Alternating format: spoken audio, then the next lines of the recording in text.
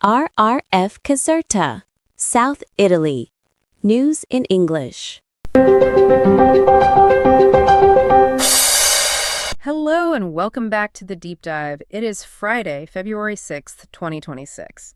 If you've glanced at the news this morning, you might feel like you're suffering from a bit of whiplash. It is definitely a tale of two headlines situation today. Yeah. Exactly, because if I look at my feed from Muscat, Oman, I see diplomats in suits, shaking hands, drinking tea. I see reports of a good start and positive vibes between the U.S. and Iran. Looks like peace in our time. It looks like it, yeah. But then I switch tabs to the U.S. Embassy alerts, and it's a completely different movie. They are practically screaming at Americans in the region to leave immediately and find a safe place. Right. So help me out here. Are we witnessing a historic diplomatic breakthrough, or are we like 5 minutes from a shooting war? That is the contradiction we need to solve today. And to do it, we're going to pull apart reporting from ANSA in Italy, the BBC, and some really heavy geopolitical analysis from Le Figaro in France. Okay. And what we find is that these two realities, the handshake and the warning siren, they aren't actually contradictions. They're two sides of the exact same coin. Meaning you can't have one without the other. Meaning that what looks like peace talks might actually be the final stage of a threat. Okay, that sounds ominous. Let's start with the good news, or at least the quiet news. We're in Muscat. Who is in the room? So, sitting across from each other, you have Abbas Araki, representing the Islamic Republic of Iran, and on the American side, you have Witkoff. And usually these meetings are pretty tense. Oh, totally. Stiff, formal. You get a statement that basically says, we agreed to disagree. Right, the standard diplomatic nothing burger. Exactly. But this time, Araki comes out and explicitly calls the start good. He says the atmosphere is positive. Which, for a regime that usually calls the U.S. the Great Satan, is a huge shift. It's a massive shift in tone. But is this just pleasantries? I mean, are they actually putting something real on the table? We've been down this road with nuclear talks a dozen times. And that is where I found the most surprising detail in the reports. According to our sources, the agenda has expanded. It's not just nuclear enrichment anymore. They are discussing the missile issue. Wait, the missile program? I thought that was their absolute red line, their crown jewel. It is. For decades, Tehran has said their ballistic missile program is non-negotiable. It's their sovereign defense. So to even agree to sit in a room and discuss limiting it. It suggests a level of desperation we just haven't seen before. So why now? Why, after years of stonewalling, would they suddenly say, okay, let's talk about our missiles? Because the alternative has become terrifyingly real. And this brings us to a concept that kept popping up in the analysis. Coercive diplomacy. I feel like I know what that means just from the sound of it. It's diplomacy, but with a threat attached. Essentially, yes. It's the strategy of talking while loading the gun. You ramp up the pressure, military, economic, psychological, to the absolute breaking point. So the other side feels they have no choice but to sign the deal. Precisely. And looking at the U.S. posture right now, loading the gun seems like an understatement. It's more like parking a tank on the front lawn. The U.S. has moved the aircraft carrier Abraham Lincoln into the region. And I saw there's a second one coming. A second carrier, yes, specifically to protect commercial flows. That is a massive amount of firepower. It is. And they aren't just parking there. The U.S. military has announced major aerial exercises. The skies are full of jets. So they're making a point. And just to prove the trigger fingers are itchy, the U.S. recently shot down an Iranian drone in the Arabian Sea because it got too close to a carrier. So if I'm in Tehran and I see a drone get shot down and hear fighter jets overhead, suddenly that meeting in Oman doesn't look like a polite chat. No. It looks like an ultimatum. Exactly. And Donald Trump is leaning all the way into this. He's been quoted saying, Khamenei should be worried now. He's explicitly framing the negotiations as a result of American strength. But is that just bluster? You know, we've heard the fire and fury rhetoric before. Do the Iranians actually believe he'd pull the trigger? That's the key question. Le Figaro had a fascinating analysis on this. They suggest Trump is using the madman strategy. The old Nixon thing. Convince the enemy you're just crazy enough to do anything. Yes, but with a modern twist.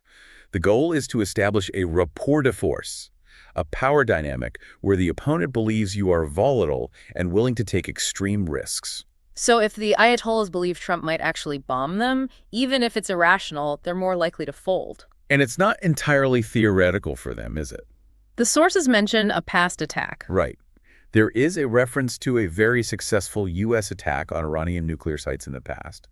The memory of that is fresh in the regime's mind. They know the capabilities there. So that explains the view from the palaces. But what about the view from the street? You mentioned embassy warnings, but what are regular Iranians actually doing? They are voting with their feet. The French reporting describes massive traffic jams on embouteillages in Tehran. But this isn't rush hour. It's an exodus. Yes. People are packing their cars and fleeing the city for the countryside. There is a genuine widespread fear that Israeli or American missiles are going to start falling on Tehran any minute. Wow. A terrified population. And that brings up a really interesting dynamic. Usually, when a country is threatened by a foreign power, especially the U.S., the government uses it to rally the people, unite against the invader. But that's not happening here. Why not? No. And this is the second half of the equation. The Iranian regime isn't just worried about the aircraft carrier off the coast. They're worried about their own people. They're worried about their own people burning down the house from the inside. How bad is the internal situation? It's catastrophic for the regime. We found a report citing an Iranian security official, which is rare to get on the record, admitting that 2,000 people have been killed during recent weeks of anti-government protests. 2,000 people. That's not a protest movement. That's a war. It's a massacre. And usually, when the numbers get that high, the regime doubles down on brutality. They execute ringleaders to instill fear. But something's different this time. We're seeing a glitch in the matrix. What kind of glitch? There's the case of Irfan Soltani. He's a protester who was arrested. And, according to reports from January, was scheduled to be executed. That is the standard playbook. Arrest, trial, execution. But he was just released on bail. Wait, someone on death row for protesting against the state was let out on bail? That seems completely impossible in the current climate. It's incredibly rare. Yeah. And it forces us to ask, is the judiciary blinking? Are they realizing that if they execute another popular figure right now, while the Americans are at the door, the whole country might just explode? It feels like they are losing their grip. Well, Le Figaro posits two scenarios. Either the total collapse of the regime, or a negotiated transition. A negotiated transition. So these talks in Oman, this isn't just about missiles or nuclear bombs. This is the regime trying to buy a lifeline. Exactly. They need to turn down the heat externally so they can survive internally. It's a survival mechanism. That makes perfect sense. They're being squeezed from both ends. Now, I want to bridge this to another part of the region, because while the diplomats are in Oman, the situation on the ground in Gaza has descended into something that feels, honestly, almost dystopian. You're talking about the corruption stories coming out. I am. I saw a headline in our source stack that just stopped me cold. It involves cigarettes, of all things. Yes. The Bezalel Zini case. For our listeners, Zini is the brother of the Israeli intelligence chief. And he has been charged with smuggling, not weapons, not intel, 14 cartons of cigarettes into Gaza. And the price tag is the shocking part. He allegedly did this in exchange for $117,000. $117,000 for 14 cartons. That's nearly 10 grand a carton. It's mind-boggling, but it tells you two things. First, the absolute desperation and scarcity inside Gaza right now. The black market prices are hyperinflated because nothing is getting in. And second, it shows how war breeds this grotesque opportunity. Mm-hmm. You have the brother of a top official profiteering while people are starving. It really highlights the absurdity of it all. You have high-level geopolitical maneuvering, and then down in the dirt, you have guys making six figures on smokes. And meanwhile, the actual aid organizations, the ones trying to help for free, are being locked out. Right. We saw that Médecins Sans Frontières, Doctors Without Borders, has been effectively banned by Israel. And the reason was just a dispute over a list. Yes. Israel demanded a full list of their staff. MSF refused, arguing that in this environment, handing over a list of names puts their local staff in danger of being targeted or detained. And because they stood their ground on privacy and safety, they were blocked. So the result is fewer doctors in a war zone. Exactly. And the security situation is fragmenting in weird ways. The Rafah crossing is reopened slightly, but the people doing the security checks aren't the Palestinian Authority and they aren't Hamas. Who is it then? Reports describe a Palestinian militia linked to Israel.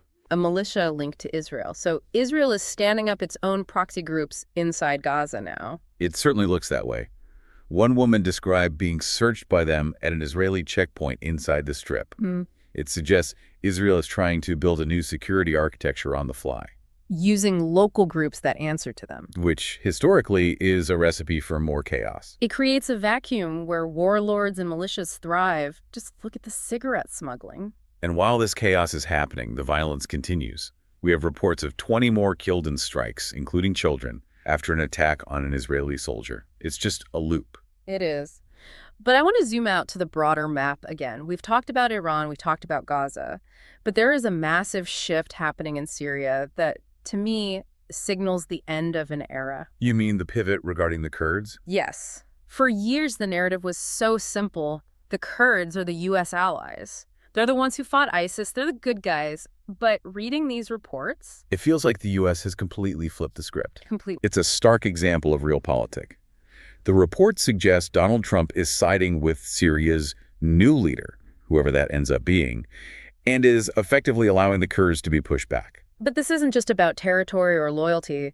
There's a massive, tangible security risk here. What happens to the prisons? That is the ticking time bomb. The Kurdish-run camps are holding about 8,000 suspected ISIS fighters. But even more concerning, The families? they're holding 34,000 of their family members. 34,000 people. That is a small city. A city of radicalized detainees. If the Kurds are defeated, or if they just abandon the camps to flee in advance, who guards those gates? Nobody. Exactly. And if 40,000 people associated with ISIS break out, you have an immediate resurgence of the terror group. And yet, the U.S. seems to be okay with this risk. Or at least they're prioritizing something else. I saw a note that the U.S. actually removed a group called HTC from its terror list. Yes, the Islamist group, HTC. This is huge. How does that even happen? One day you're a terrorist, the next day you're a partner. It happens when the map changes. The U.S. has likely decided that this group is a necessary counterweight or a necessary part of the new Syrian government they are backing. So it signals that the U.S. is done with values-based alliances. They are picking winners based on who can control the ground, even if yesterday those people were on a blacklist. It's incredibly cynical. It's transactional. Was there any bright spot in the Syria reporting? Because it all sounds pretty bleak. There was one profile that stood out. The BBC interviewed Hind Kabawat. She is the only female minister in this new transitional Syrian government. That's got to be a tough job. Incredibly tough, but she's insisting she won't be window dressing. She's pushing for human rights and actual reform inside this messy transition. You have to admire that grit, trying to build something decent in the middle of a geopolitical storm. Absolutely. But she is swimming against a very, very strong current. So let's bring this home to our listener. We've got carriers in the Gulf, panic in Tehran, corruption in Gaza, shifting alliances in Syria. Why should someone sitting in a coffee shop in London or a subway in Tokyo care about this? Because the Middle East is still the engine room of the global economy, whether we like it or not. And when the engine room catches fire, everyone feels the heat. The markets are already reacting, right? They are. Oil prices are climbing. The sources explicitly say they are pushed by tensions. When insurance companies see aircraft carriers parking next to oil tankers, they raise their rates, and that cost gets passed down to you at the pump. And I saw gold is moving too. Gold is up. That's the classic fear gauge. When investors get nervous about war, they dump cash and buy gold. But it's not just commodities. I was surprised to see specific corporations being named. Lufthansa has suspended flights again. McDonald's. Yes, McDonald's. The reports say the company is suffering from the conflict. Now, they don't break down the balance sheet, but historically, in this region, when tensions spike, you see massive boycotts of American brands. It's a reminder that you can be a burger giant in Chicago, and a diplomatic failure in Oman still hits your bottom line. And it's not just companies. The conflict is reaching individuals far away. There was that story about the satirist in London. Ghanem al-Mazarir. This is a chilling sidebar. He's a Saudi satirist. He makes YouTube videos mocking the leadership. He thought he was safe living in London. But he wasn't. No. He was hacked, tracked, and physically beaten up on the streets of London. That is terrifying. He was just awarded £3 million in damages by a UK court. But the money is almost beside the point. The message is that borders don't protect you anymore. Whether you are a protester in Tehran or a YouTuber in Kensington, if you challenge the narrative of these powerful regimes, they can reach you. They can't. So we've covered a lot of ground. We have positive talks in Oman driven by the threat of annihilation, a regime in Tehran that is cracking, a total reshuffling of friends and enemies in Syria. If you had to sum this moment up, what are we looking at? I think we are witnessing the death of values-based diplomacy and the rise of forceps diplomacy. Forceps. That is a painful image. It's meant to be. The U.S. approach right now isn't about building consensus or supporting democracy. It's about applying maximum, crushing pressure to extract a specific result. They're squeezing Iran to get a deal, squeezing Syria to install a new leader. And ignoring the humanitarian crisis in Gaza to focus on the big game. It's efficient, maybe, but is it stable? That's the problem, isn't it? You can force a baby out with forceps, but you might cause permanent damage. You might get a signature on a paper in Oman because they're scared of the aircraft carrier. But does that solve the anger of the 2,000 families in Iran who lost loved ones? Does it solve the 40,000 people rotting in ISIS camps? No. It just puts a lid on the boiling pot. A very heavy military-grade lid. But the fire underneath is still burning. I want to leave our listeners with a thought to chew on. We often cheer when we see headlines about peace talks. We think, good, they're talking. But if the peace is being bought with madman threats, and if it requires abandoning allies and looking the other way on human rights, is it actually peace? Or is it just a pause button? And if you are that civilian we talked about in Tehran, packing your car to flee, do you trust the handshake you see on the news? Or do you trust the shadow of the aircraft carrier off the coast? I think we know the answer to that one. Stay curious, keep reading past the headlines, and check out the sources for yourself. We'll see you on the next Deep Dive. RRF CAserta, South Italy. News in English.